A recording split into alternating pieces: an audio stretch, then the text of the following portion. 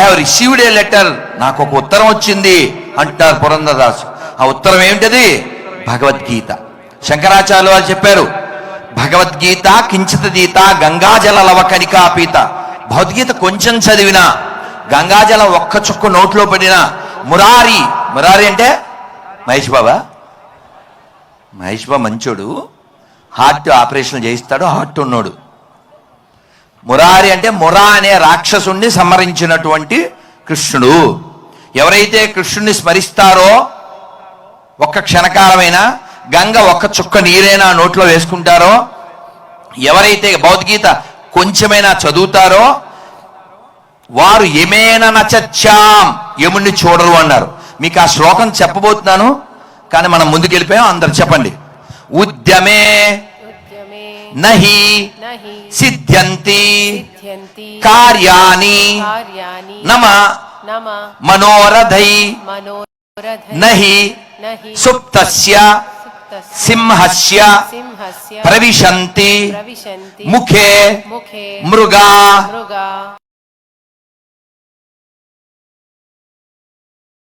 ఇదేమిటంటే అర్థం, సింహం అడవికి రాజు అయినంత మాత్రాన అలా అని నోరు తెరిచి కూర్చుంటే జంతువులు నోట్లోకి వెళ్ళవు.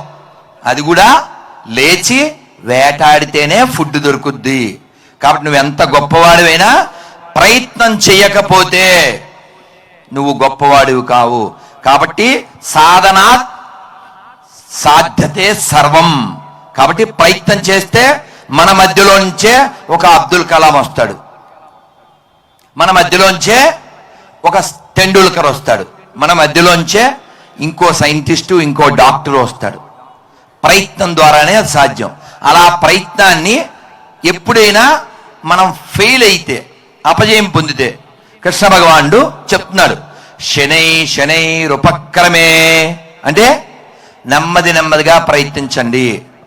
ఎప్పుడైనా ఓడిపోతే బెంగపడకండి, ప్రయత్నం చెయ్యండి. ఎందుకంటే ప్రయత్నం ఒక్కటే మనం బతికున్నామని చెప్పడానికి గుర్తు. అందుకని ఓడిపోయినంత మాత్రాన మనం మరణించకూడదు. ఓడిపోయినప్పుడల్లా సూసైడ్ చేసుకోవాలంటే మన పూర్వీకులు చాలాసార్లు సూసైడ్ చేసుకోవాలి. అందుకని పరీక్షలో ఫెయిల్ అయిపోయినప్పుడు, అమ్మ తిట్టినప్పుడు, నాన్న తిట్టినప్పుడు, నాన్న కొట్టినప్పుడు, ఆఫీసర్ అరిచినప్పుడు, లవర్ వదిలేసినప్పుడు చచ్చిపోకండి రా, చచ్చిపోకండి. జిందగీ నా మిలేగా దోబారా, తెలుగులో చేయకండి Dobaara. You got it my words? అర్థమైందా? జిందగీ నా మిలేగా దోబారా అంటే రెండోసారి రాదు. అందుకని దీన్ని చేయకండి దోబారా అంటే వేస్ట్ చేయకండి. కాబట్టి మనం ఎప్పుడు కూడా ఉత్సాహంతో, ఉల్లాసంతో, సంతోషంగా ఈ దేశం, ఈ ధర్మం మనకేమిచ్చింది, మనం ఏం చేయగలం, మనం ఏం చేయలేకపోయినా చెడు చేయకుండా ఉండగలగాలి. అలా ఉండాలంటే మనకు జ్ఞానం ఉండాలి. కానీ దురదృష్టకరం, ఇటువంటి సింహ విక్రములై చరించినటువంటి ఈ తెలంగాణ గడ్డ మీద కూడా కొందరు ఎర్రగడ్డగాళ్ళు గతం మరిచి పక్కదారి పట్టి బొట్లు తీసేసి గట్లు మంచి జారుకుంటున్నారు. కాబట్టి చెప్పండి, మనం శివారాధన చేద్దాం, మనం విష్ణారాధన చేద్దాం, మనం శక్తి ఆరాధన చేద్దాం. వీరులు పుట్టిన నేలలో బీరులాగా ఒక ఎండిన శవాన్ని మొక్కద్దండి. మన ధర్మం ప్రకృతి సంబంధమైనటువంటిది. చూశారు కదా, శివుడికి నీళ్లు పోస్తాం, పాలు పోస్తాం, పువ్వులు వేస్తాం, బిల్వ పత్రి వేస్తాం. అంటే ప్రకృతి, ప్రకృతి దగ్గరగా ఉండండి. అదే విష్ణువుకి తులసి వేస్తాం, పువ్వులు వేస్తాం, పుష్పం ఫలం తోయం యోమే భక్త్యా ప్రయచ్చతి. ఆయనకు కూడా ప్రకృతి సంబంధమే. ఇంకా అమ్మవారైతే శాకాంబరి ప్రసన్న. కాబట్టి మనం అంతా ప్రకృతి దగ్గరగా జీవించాలి. ప్రకృతిలో మనం జీవిస్తున్నాం. వాడెవడో చెప్పాడని సృష్టికర్తని పూజించండి, సృష్టిని పూజించకండి అనేటువంటి మూర్ఖవాదం నుంచి మనం పక్కెళ్దాం.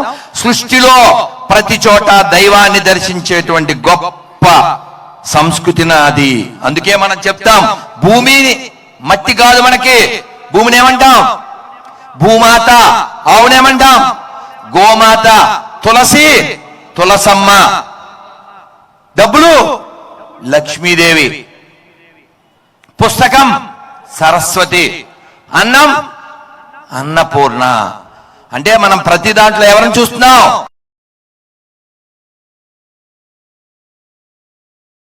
అమ్మని.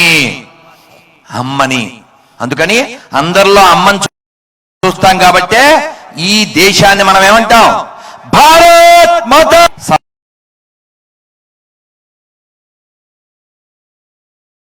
సమయం అయిపోతుంది, అందుకని ఈ ఒక్క నీది సీతనుగన్న పవిత్ర భూమి,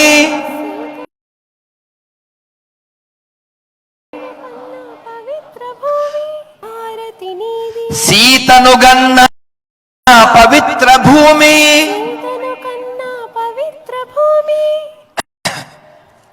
ఆంజనేయుడు లక్ష్మణ భరతులు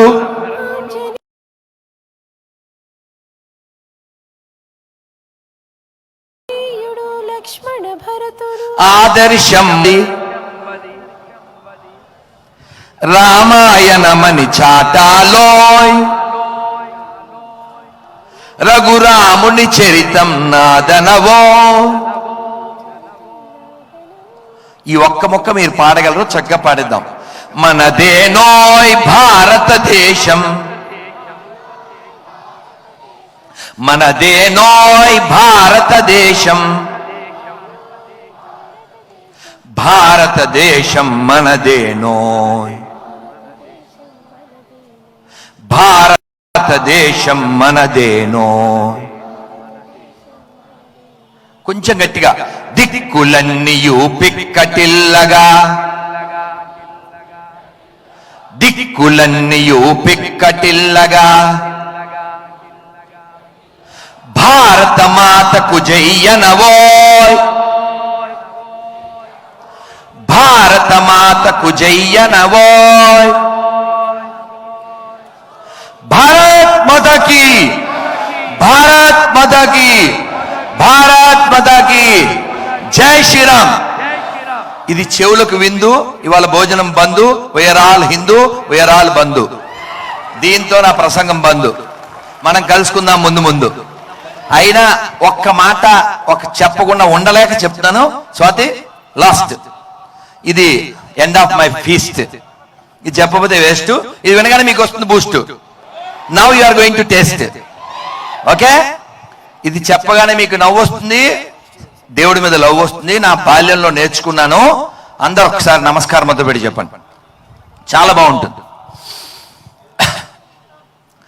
నారాయణ నారాయణ నారాయణ నారాయణ నారాయణ నారాయణ అనుకోరాదా, నాలికే చేదా, ఓపికే లేదా, ఒంటికే బరువా. ఇప్పుడు చప్పట్లు. కృష్ణ అంటే కష్టము లేదు, అచ్యుత అంటే ఆపద రాదు, రామ అంటే రోగము లేదు, నారాయణ అంటే నరకము రాదు, గోవింద్ అంటే గొడవే లేదు, గోవింద్ అంటే గొడవే లేదు. గోవింద గోవింద వెంకటరమణ గోవింద, గోవింద గోవింద సంకటహరణ గోవింద. ఇప్పుడు చెప్పండి, మీకు కృష్ణుడు కావాలా, కష్టం కావాలా, అచ్యుతుడు కావాలా, ఆపదలు కావాలా, రాముడు కావాలా, రోగం కావాలా, నారాయణుడు కావాలా, నరకం కావాలా, గోవిందుడు కావాలా, గొడవలు కావాలా?